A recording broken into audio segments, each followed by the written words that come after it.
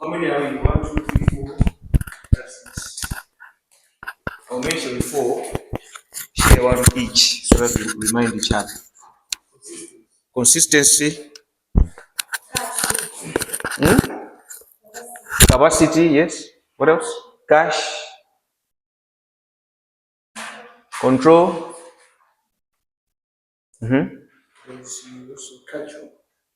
culture. Yeah. What else? Not competition.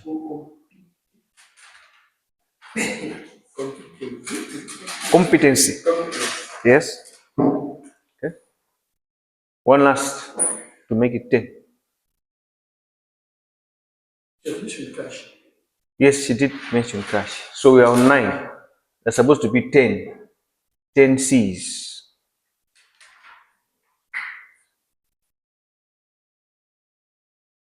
It's very important, yeah? Because when you're doing supplier selection, you look at those things. What about the attributes of a good supplier? Now that you have looked at the criteria for selection of a supplier, yeah, then you need to understand who your supplier is going to be. So there are some attributes of a good supplier. What are these attributes? There are 7.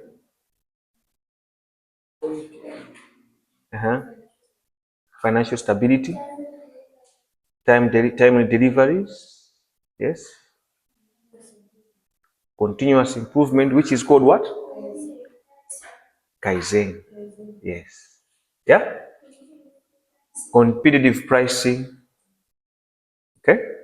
So we should remember those, because when you have a supplier, they need to have some qualities, okay, right? But then there's also where you get information for you to get that supplier. Where do you get that information from?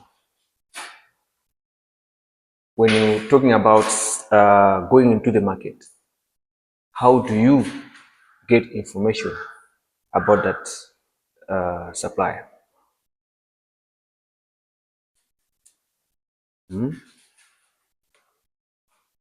How can we get information about the supplier?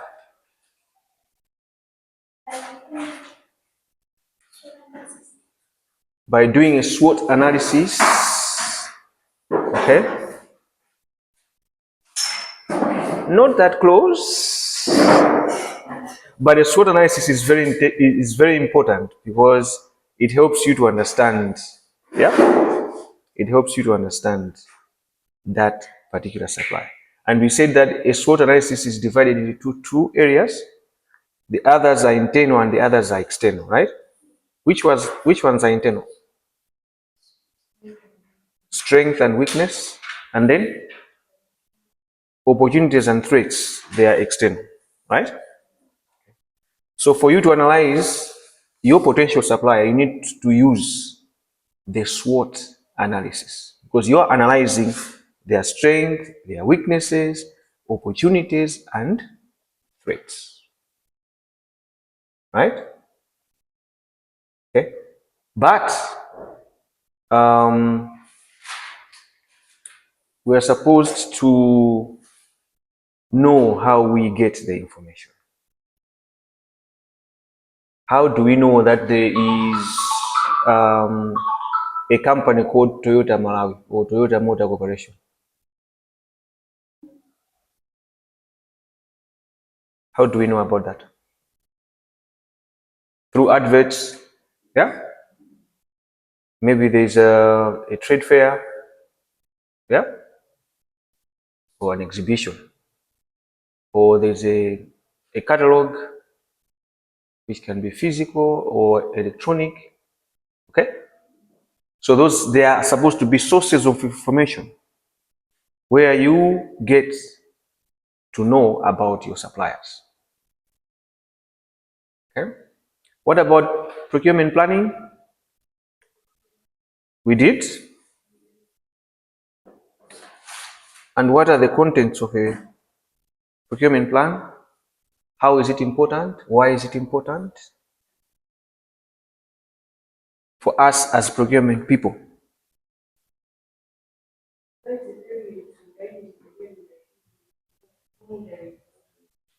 Correct? Yeah. Guiding the activities, monitoring progress. So it can be either payment progress, has the supplier been paid? Yeah. Because when we procure the goods or services or works, the supplier has to be what? Paid. Isn't it? Okay. What are other things that are contained in a procurement plan? We're supposed to put start date and end date, yeah? Where it's supposed to start and where it's supposed to end. We're also supposed to put procurement categories. What are the 3 procurement categories that we have done so far? Goods, services, and works. Don't forget that. Yeah, that's what we procure, right? We procure goods, we procure services, and works. Those are categories. What about procurement methods? Any idea? Procurement methods.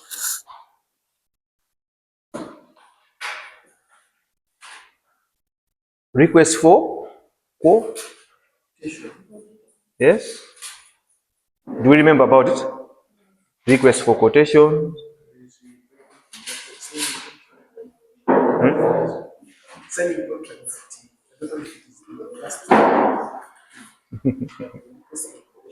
Uh-huh.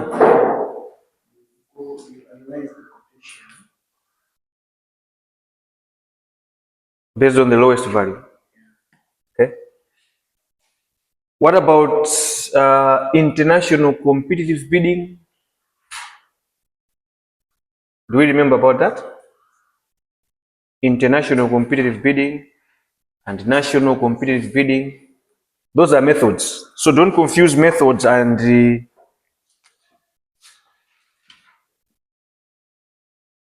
categories.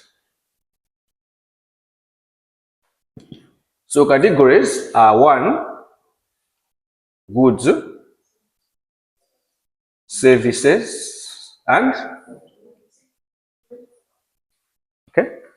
This is what you are going to be procuring when you are procurement officers. Services can be routine or non-routine, which is consultancies. Nothing more outside this. Okay? Examples of goods are what? If you're buying goods, if you're buying cars, furniture, anything that you see in physical form, right? Okay, those are goods. Routine services, if you're procuring things like cleaning services, yeah, catering services, landscaping, those are called routine services. We are together, right? And then you've got consultancies.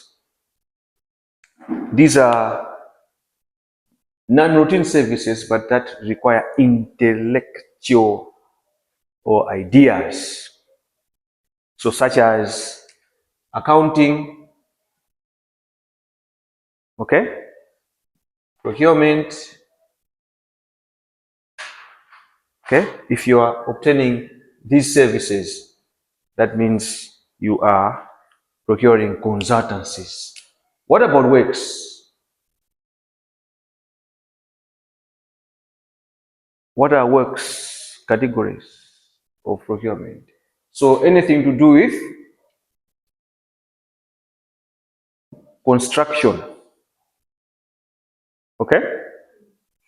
Anything to do with the procurement of construction, rehabilitation, renovation. Okay, these are works. Are we together here? Or either demolishing, these are works. So if somebody, let's talk about the road that is being constructed here. Yeah? In the categories of procurement, that is works. Okay? That is works. So there's new construction there. If they are patching up potholes, okay?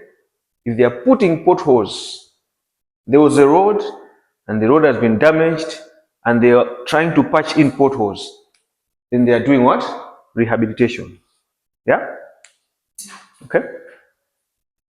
There's a building, an old building that was constructed a long time ago. It's causing a health hazard. It is a serious risk. It can fall anytime. And they want to demolish it. Demolition. It's also what? Works. Okay? If maybe the government or any company is buying trucks, furniture, computers, laptops, desks, they are procuring goods. So those are the categories. And then we have the methods.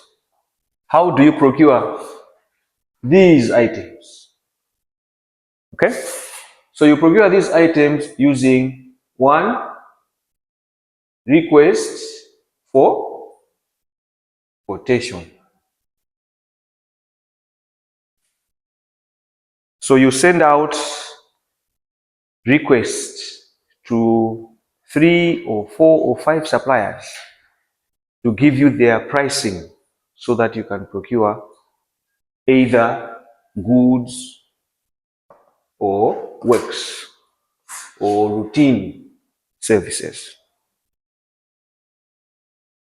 Okay? But you can also use national competitive bidding, which is called open what? Have you ever heard about that? Open tender. Yeah, we did that. Open tendering. So the national competitive bidding is above, and we spoke about, yeah. So we determine the procurement category, not the procurement category, but the procurement method based on thresholds. So the thresholds are the ones that determine which procurement method you are going to use. Okay? I'll give you an example. So if the thresholds say from 0 to 10 million kwacha, you must use RFQ, which is request for quotation. Okay? From 10 million kwacha to 500 million, you must use national competitive bidding, NCB. From 500 million kwacha above, you must use international competitive bidding or international open tendering. Do we remember about this? When we were doing the procurement plan, we had this, right? Yeah. So it helps us to understand which procurement method we are going to use.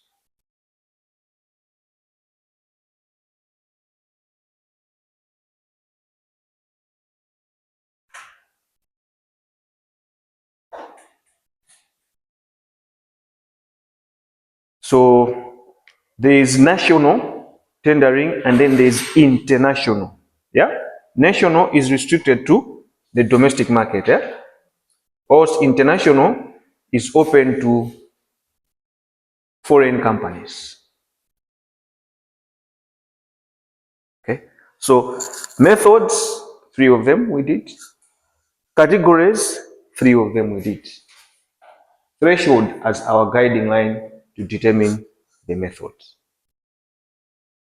And we also spoke about pricing.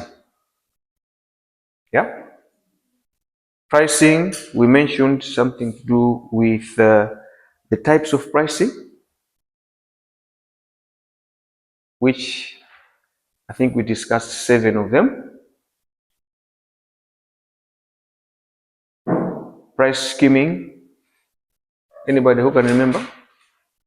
Skimming, setting a high price when you're entering the market. Okay? And then there was penetration, which is setting a low price when you're entering into the market. Right? And then there is geographic. Yes, Margaret?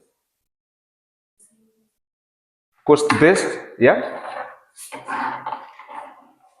Cost-based pricing. So you set your price based on the cost that you have incurred. There's competitive-based pricing, whereby you set your price based on the competitors. And then there's geographic pricing, where you set different prices for the same item, but in different locations. Yeah? Do you remember about that? Okay. So today we want to look at inventory management. Anything that I've left out that we have done so far and I haven't mentioned, and you have the notes, please read the notes. Okay. So today we want to look at inventory management. So we all are aware about inventory. Most of us, almost everybody, not most of us, but everybody is aware of inventory as something which is regarded as stock. Yeah? Things that we keep, okay? And everybody keeps something. Others keep more clothes than others. Others keep more food. We all have got something that we keep. But how do we manage what we keep? That's the whole essence about inventory management. Okay? So we will be involved in managing inventory when we start to work as procurement officers, or stores officers, or warehouse officers. Okay? We are already inventory managers as we are, because we manage a lot of inventory at home, don't we? Yes, we do. Should I remind you what we manage? We have already managed something today when we were coming.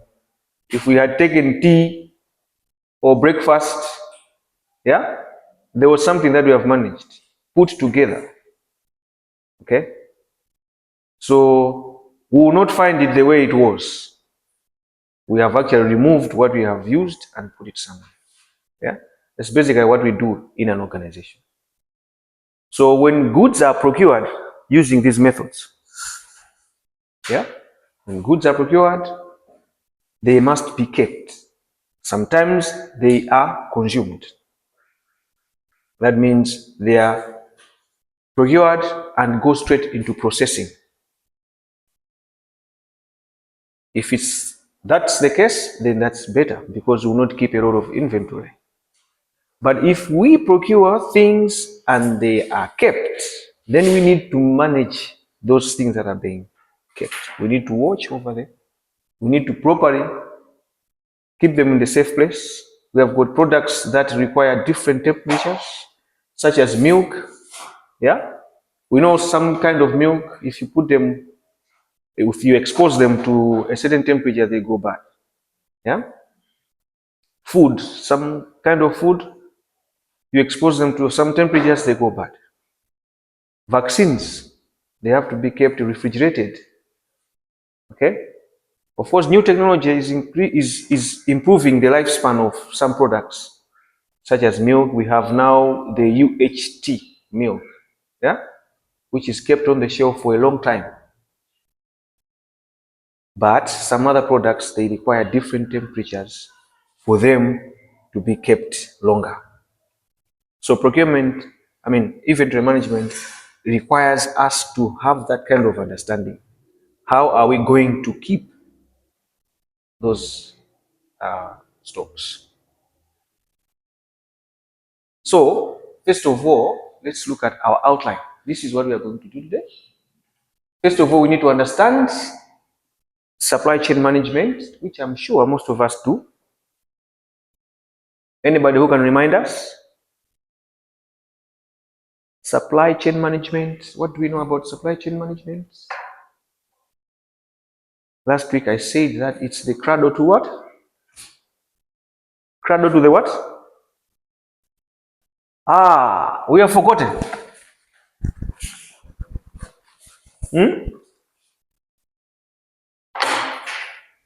What is a cradle? What does a cradle mean?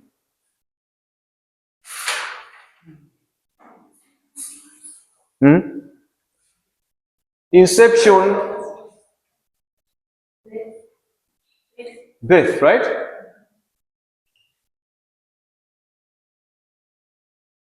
That's supply chain. Inception or cradle, birth to consumption, from where it starts to where it ends. That's basically supply chain. But there is a process within, yeah, from where it starts to come to where it is consumed. So in brief, we are going to look at that. And then we are going to look at this question: what is inventory management? The inventory quagmire, inventory as a waste, importance of inventory, approaches to inventory control, and factors that lead to inventory problems. Okay, this is what we are going to look at today. So, this is a diagrammatic presentation of supply chain management, right? So, it starts from raw materials, which now moves.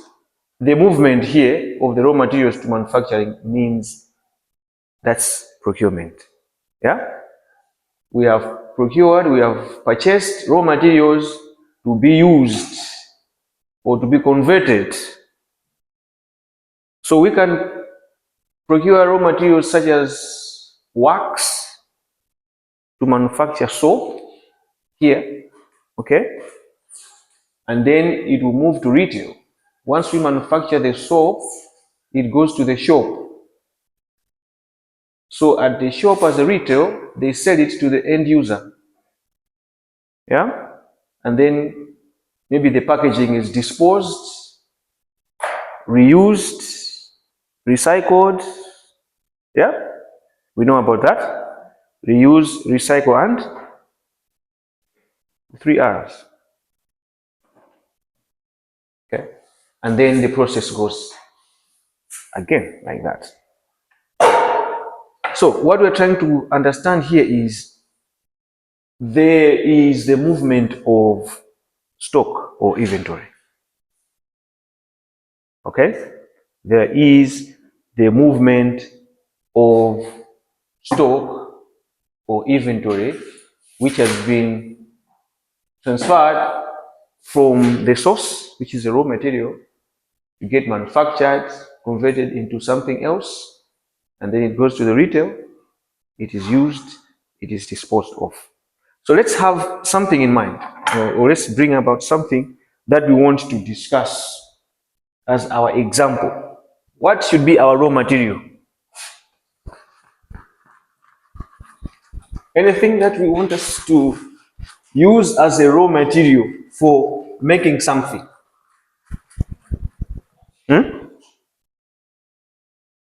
Anybody?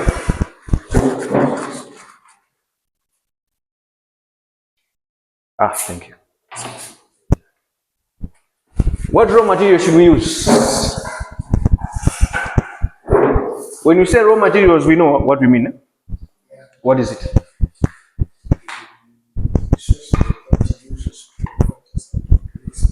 To make something. Okay, so what raw material should we use? Sugar cane.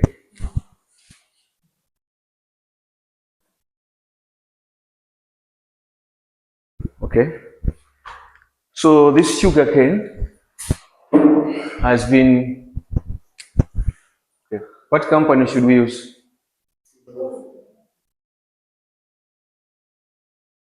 Okay. So this is a raw material for what? For making sugar.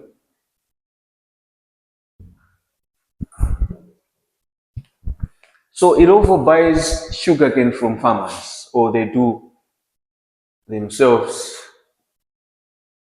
smallholder farmers, right? So they buy sugarcane from smallholder farmers. Before it gets to sugar, it is crushed, right? They remove the outside thing and then they crush it. So the crushing process is the manufacturing. Okay? And then it moves to retail. So in the retail, we have what? All the shops, right? ShopRite, Chipiku, and what. But remember that this sugar that we see has got a package. Yeah? Plastic package. So it goes into Chipiku, and then it comes to us as consumers. And then there is dispose. What is a dispose? What do we do with the paper? We just throw it. What do we do with it? Oh, okay. They use it for fire.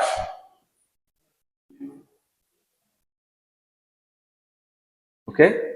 So that's how you use it. So this fire making contributes to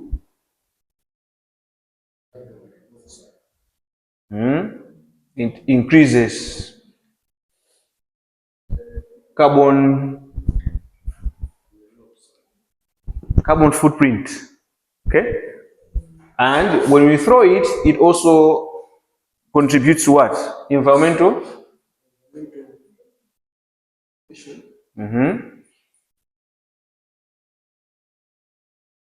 Environmental landfill.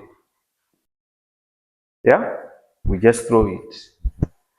But maybe we can do something with it. What can we do with it? Can we recycle it? Other people make footballs with this. Yeah? In the streets, we see kids playing football made from plastic paper. Yeah? Okay? But that's how the process goes. So we want to focus our attention on now the raw materials that come from the farmers, right, to Irovo, and the conversion of these raw materials to become an end product.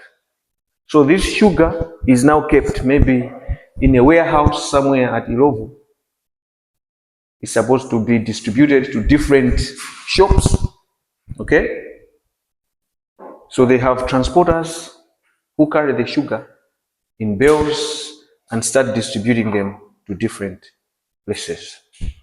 So ideally, materials move smoothly and continuously through the supply chain. However, in practice, there were always delays. These delays caused process disruptions and sometimes customer loss. It was through these various inventory management approaches, such as just-in-time. So this is JIT, just-in-time, vendor managed inventory, economic order quantity, distribution requirement planning, and material requirement planning, that problems such as process disruptions can be minimized. So I just want to say something about process disruption. What do we mean when we say process disruption?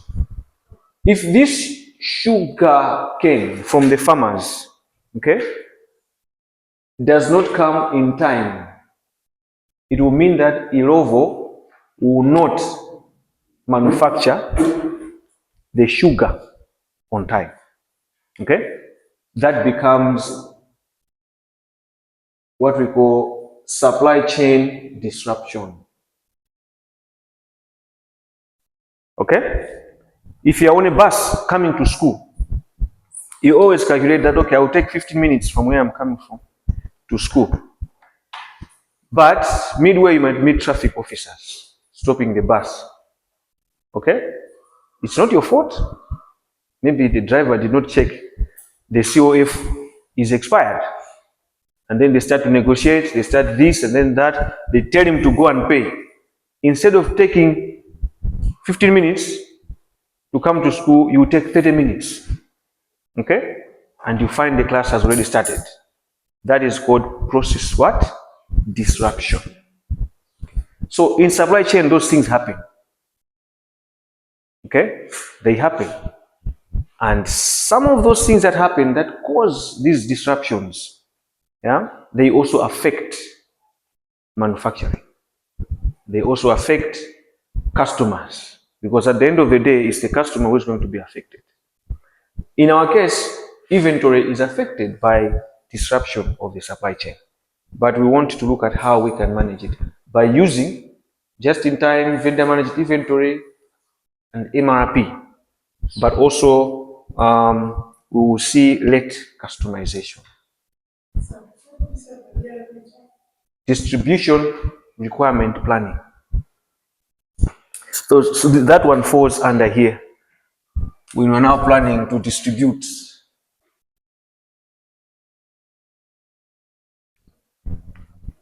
we want to distribute the sugar. Materials requirement planning. We will see them in detail, don't worry. Material requirement planning.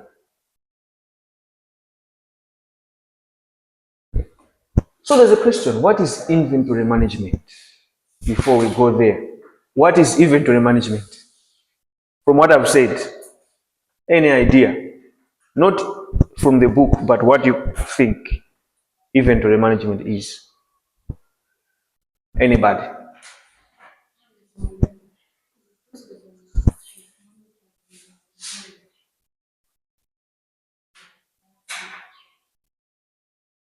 Okay, Margaret is saying the process of monitoring and managing the levels of, monitoring, managing and controlling the levels of inventory. Yeah? She's okay? Mm-hmm. Mm-hmm. The process where the procurement officer controls the goods in the warehouse. Okay? What are others saying? Tracking of stock levels, right? Yeah? So all those ideas are correct, because you will notice that everything that you have mentioned, controlling, tracking, managing, they are part of inventory management. Okay? So the process of managing stock to maintain customer service while maintaining a sustainable production without disruption. Number one, the process of managing stock to maintain customer service. So the customer is where? Here. The consumers, right? Do you remember there was a time when sugar was not found in the market? And what was happening?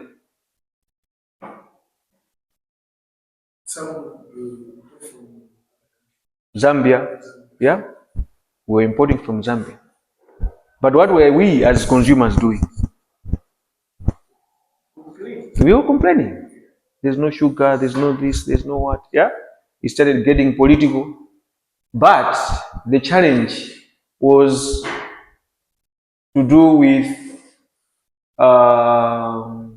manufacturing process. Okay, they were saying it was not the season for manufacturing, and something to do with pricing.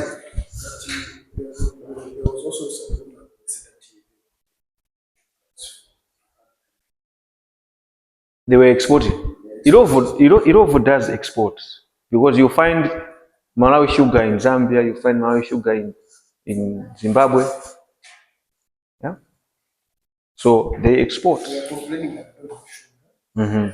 But we were exporting. There are reasons why that was happening. Okay. The second definition is inventory management or control is a planned, now you see, planned approach of determining what to order. So who orders? The procurement office. Yeah? Determining what to order, when to order, how much to order, and how much to stock. So that costs associated with storing and buying were optimal without interrupting production and sales. Okay? Without interrupting production, without interrupting crushing and manufacturing. Yeah? But also without interrupting sales here. Because when a product is manufactured, it's supposed to go to the market. It's not supposed to be kept. Okay? Of course, there are different reasons you can keep the product to wait for a season where the prices have gone up, like what we see with maize and soya in Malawi. Yeah? So people harvest maize and keep it to wait for a season which is lean and there's no maize, and then they'll bring it on the market when it's selling at a high price. Right? Inventory management costs money. This process costs money and therefore reduces profitability. That inventory is designed to support production and service operations. Some is essential in order to provide continuity of service and to avoid costly downtime. Okay? So there are a few things that we have to look at here. One, there is this to avoid costly what? Downtime. And then to support production and service operations. So, if this sugarcane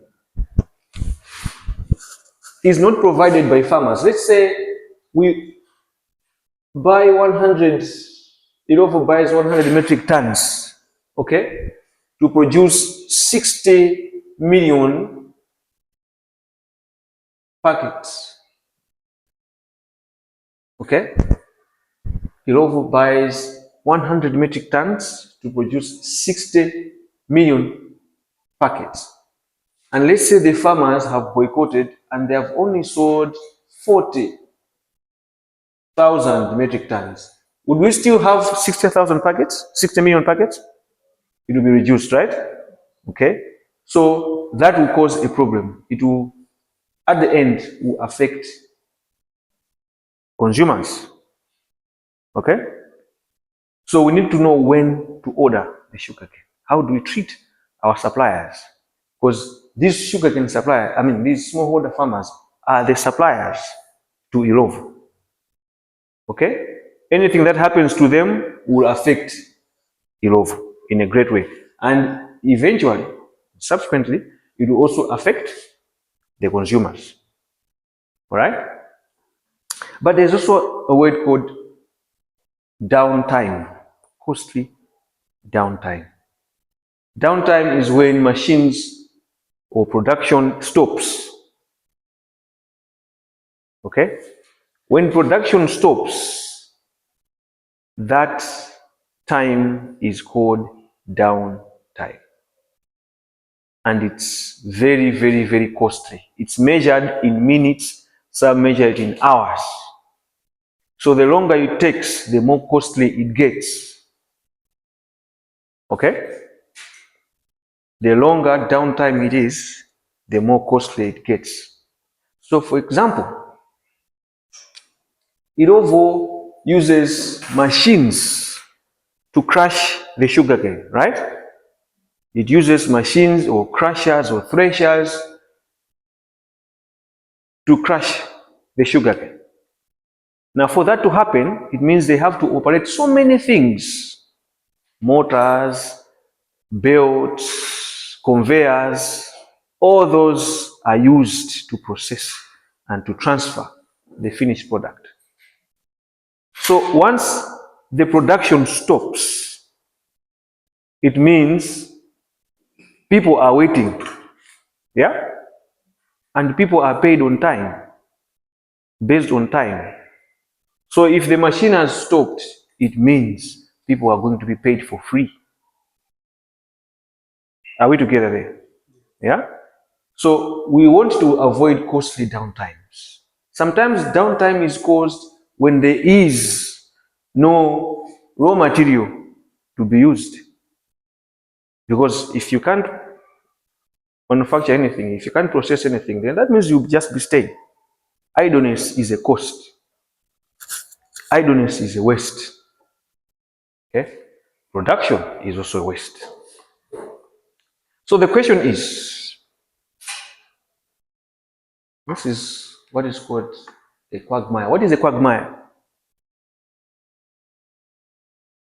It's a point where we're not too sure, right?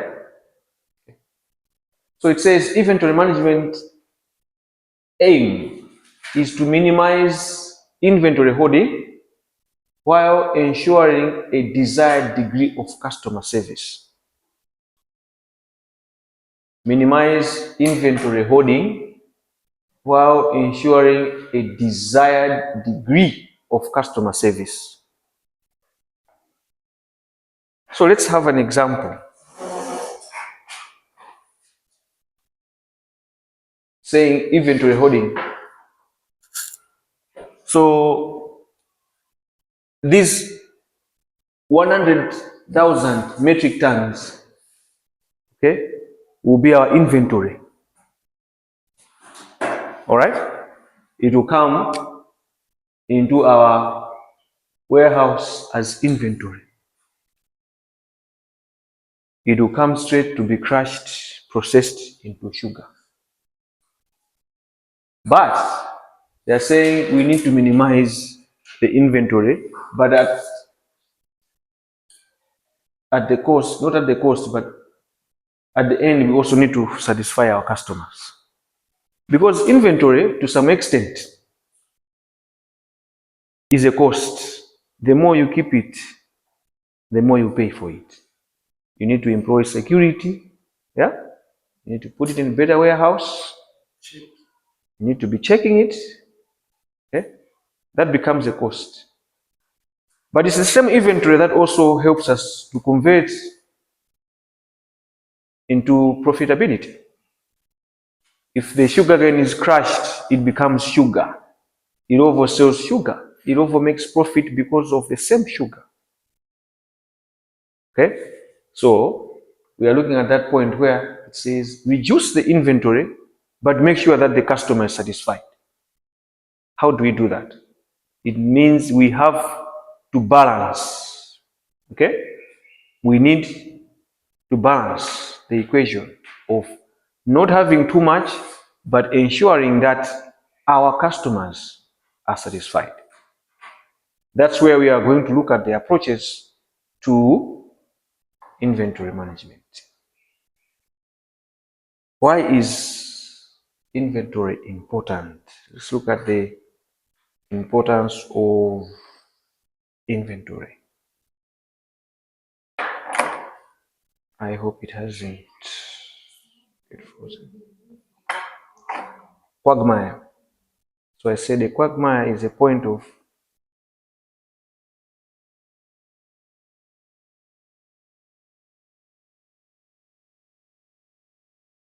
is a point of doubt where you're not too sure. Okay? We are not too sure. So anything that is a quagmire is a doubtful point. So the inventory quagmire here is, can we be able to minimize inventory but be able to satisfy our customers? Is it possible to minimize inventory but at the same time satisfy our customers? Think about a shop. Think about a shop. Let's think about Chipiku. Can Chipiku manage to have less inventory and be able to satisfy us as customers? Because if we go there and we don't find what we are looking for, we're going to switch, right? We're going to go to another shop. So this depends on different categories. In manufacturing, inventory is considered as a waste if you don't use it, if you don't convert it. So inventory can be in so many areas. Spare parts that are just lying idle. Okay? If we have a register at this institution, okay, let's say an asset register. So an asset register will include this desk, this desk that we are using, the chairs, okay, the tablets, everything that belongs to the institution. Now, if there are some things that are not used, they become a cost because it means we are employing somebody else to be looking after them. We have a guard outside there, who is looking after those things, and they are not profitable. There's no return in having them, and at the end of the day, they will get damaged. Okay, so let's look at the importance of inventory. So here is our supply chain where we are moving cartons of sugar for export. Okay, these cartons are supposed to go to the shops, and we find that they are stuck somewhere. Disruption. So why is inventory important? One, inventory gives cover during emergencies, right? It increases customer service, it reduces downtime, so this is a redundant cover when there is uncertainty in supply, and protection against effects of forecast errors. It gives cover during emergencies. Have we ever had an emergency in Malawi? Malawi has declared state of emergency. 1964? No, even currently, we are in a state of emergency, state of disaster. Yeah, COVID was also part of a state of disaster. But right now, because there is no food, we know there's no food in Malawi, right? We are in a state of disaster. So inventory gives cover during emergencies. If we had enough maize, we wouldn't be called a state of disaster. Mega farms, they haven't started harvesting, so they cannot give us cover yet. Yeah, but if we had some stock of maize, then would have been covered. Okay. It increases customer service. So the more you have the inventory, it means the more you're going to service, the more you're going to satisfy your customers. Okay? Going back to our Chipiku example, where we're saying if they don't have groceries in their shop, we may not go there. we will switch to other shops that are providing the same items. It reduces downtime. So the more you have inventory, the lesser the downtime, because it means you are going to continuously produce. We say downtime is equal to idle time, and idle time is a waste, and it is a cost. Inventory also covers when there is uncertainty in supply. So we have had issues to do with uncertainty. For example, when there are rumors about fuel that it will start to get, the price will go up, and we may not find it on the market. What do? We scamper around to buy in bulk and keep it. That's what we do, right? Yeah. Uncertainty of supply. We are not too sure whether there is going to be continued supply. So we buy and keep. For the hospitals, they buy and keep, maybe for ambulances and for generators. For the police and even the state house, they buy and keep. So inventory of that fuel will help us to cover in uncertainty situations. But it also protects against effects of forecast errors. What is a forecast error? So a forecast error, to forecast is to what? Anybody?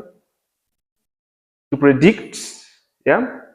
So we use modeling and other things for us to have more or less like an accurate forecast or an accurate prediction. So you might say, okay, we'll use historical data to give us a prediction of the future. Or you can use trend analysis or time series analysis to predict what can happen in the future. But sometimes we might make mistakes in the prediction process, in the forecasting process. Okay? So let's have an example again. Come back to our sugar cane. So these smallholder farmers, let's say they are in Chikwawa. We know Chikwawa, right? Chikwawa is very hot, and usually it floods. There's a lot of flooding in Chikwawa. So let's say that there was no rain, unfortunately, or there's less rain. It means this 100,000 metric tons will be reduced, right? Yeah, because there's no rain. So production might go down. So let's say it goes down to 60,000 metric tons. It means even production here, the crushing, will also be affected. The output again here will also be what? Affected. But what we're trying to say is our forecast was, in a normal year, we always have 100,000 metric tons. But we did not know, or we do not know, what the weather can do, what climate change can do to affect production. We have already heard that this year there will be a lot of rain. Yeah, we have heard about that. But those are just weather forecasts. They're just weather forecasts. Anything can change. Okay? So there are errors that can also happen. So to cover those errors, if you have enough inventory, it will protect you. Are we clear there? Yeah? It protects against effects of forecast errors. But like I said, that inventory is also a waste. So some influential writers in supply chain suggest that inventory is a waste. And the reason behind this view is that stocks of materials can adversely affect an organization. Do we agree that inventory is a waste? Or we don't? It's a waste? Why do you say it's a waste? Because in another way it can be costly. If there is much inventory, there is no way to supply those things. Okay. You'll be renting a warehouse to keep those things. There is no any supply. Okay. But sometimes it can also be good because much suppliers can have things. You make profits. Okay. So he's trying to balance whether it's a waste. Yes, he said it's a waste, but also it's good to have it. It covers you, but it is also not good enough if it's too much, right? Yeah. So let's look at the drawbacks of holding inventory. The first one is that it ties up capital. Okay? It ties up capital. What it means here is that the inventory that we have is money. Do we know that? Yeah. So if you've got too much clothes in your cabin, just know that you are keeping money. And some of the clothes you don't even wear them. That is money. It impairs cash flow because it's money not moving. Need to be stored, not to be stores, but it needs to be stored. Storage itself is a cost. Yeah? So that's why it's written here at a cost. It means we'll need to set up CCTVs around the area, the perimeter fencing, and watchmen, and employ a security company to do that. Needs to be handled at another cost. Okay? So inventory has to be handled. For instance, if you're moving, we saw the way this thing, yeah? We saw that it was moving. How was it moving? Because it was on a conveyor. A conveyor is something which transports, you see? It can't just move. It has to be using maybe electricity, isn't it? Yeah? So something moves, revolves, transports these things. And that is a cost to move these cartons. All right? So if it doesn't get handled properly, it gets damaged. Yeah? Another cost. It needs to be managed at another cost. Who manages our inventory? Maybe it's a warehouse manager, warehouse officer, warehouse supervisor. They are employed to manage the inventory at a cost which is a salary. Yeah? So you pay them to watch over that. There's also a risk of loss through fire or theft. We heard about the fire at JTI, did we? We did not. You heard? What happened? But you just know that there was a fire which, it actually brought down the whole warehouse, which had stocks of tobacco and other things. And that tobacco was just bought fresh from the auction floors. So you can imagine. It's a great loss. Eh? So there's a risk of loss through fire. Of course, maybe it was insured, they will recover from that. And also theft. There's a risk of, thieferage. People steal things that are in the warehouse. Yeah? I remember the time that I was working somewhere, we had boxes of shoes, safety shoes. So the boxes were packed, neatly, not knowing that the boxes were empty because people were just taking one shoe a day. When you see the boxes, you see, no, the shoes are there. When it came to picking, the boxes were too light. How are these boxes too light? Open one box, nothing. The other box, nothing. Almost 60 pairs of